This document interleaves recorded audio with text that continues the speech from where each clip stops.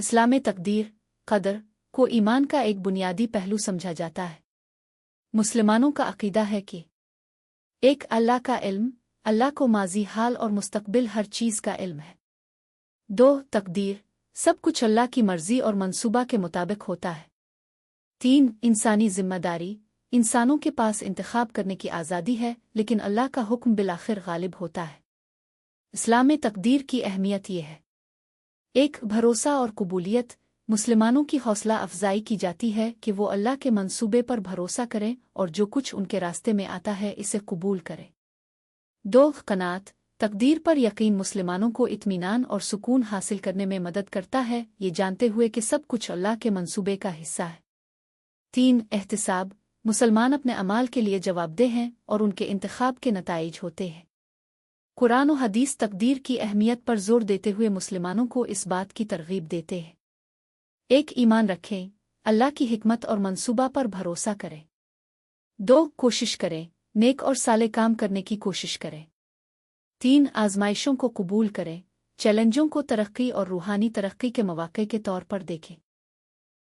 तकदीर को समझने और कबूल करने से मुसलमान ईमान, लचक और मकसद का गहरा एहसास पैदा कर सकते हैं। नसीब, तकदीर के बारे में एक कहानी यह है।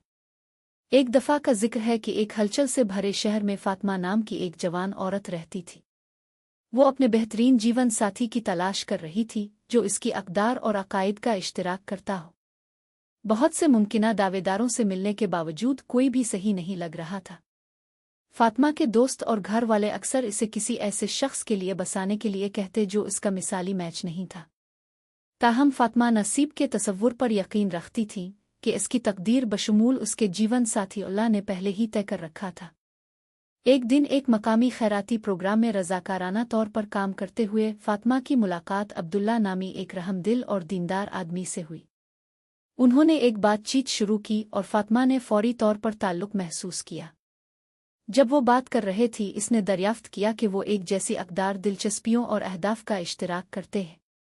खूबसूरत सोहबत के बाद अब्दुल्ला ने फातिमा को प्रपोज़ किया और उसने कबूल कर लिया।